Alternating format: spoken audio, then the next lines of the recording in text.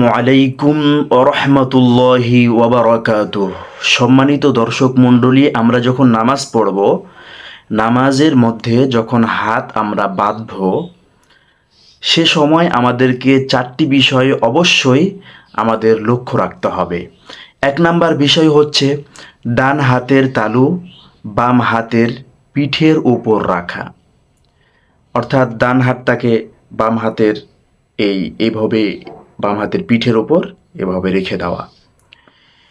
এরপর হচ্ছে দুই নাম্বার যে কাজ, সেই কাজটি হচ্ছে যে ডান হাতের বৃদ্ধাঙ্গুলি ও কনিষ্ঠ আঙ্গুলি দ্বারা বাম হাতের কবজি ধরা। অর্থাৎ দেখুন এদিকে, এই যে ডান হাতের কনিষ্ঠ আঙ্গুল এবং বৃদ্ধাঙ্গুল, এটি দিয়ে এই কবজিটিকে এইভাবে শক্ত করে ধরা। এটি হচ্ছে দুই নাম্বার বিষয়। সম্মানিত দর্শক মণ্ডলী, তিন নাম্বার বিষয় হচ্ছে বাকি আঙ্গুলগুলো বাম হাতের উপর স্বাভাবিক অবস্থায় রেখে দেওয়া। অর্থাৎ আপনি যখন দুই আঙ্গুল দিয়ে এটাকে ধরলেন, ধরার পর এই তিনটে আঙ্গুল থাকলো, তিনটে আঙ্গুলকে স্বাভাবিকভাবে ছেড়ে দিবেন। সম্মানিত দর্শক মণ্ডলী, এরপর চার নাম্বার বিষয় হচ্ছে যে আমরা হাত কোথায় বাঁধব।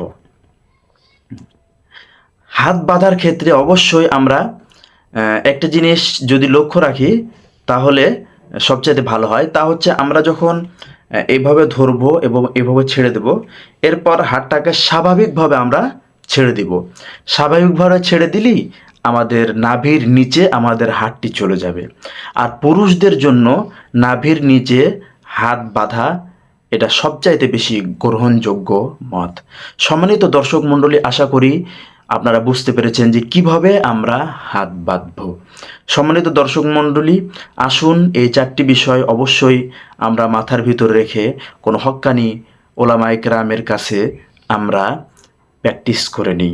এতক্ষণ আমাদের সাথে থাকার জন্য অসংখ্য ধন্যবাদ।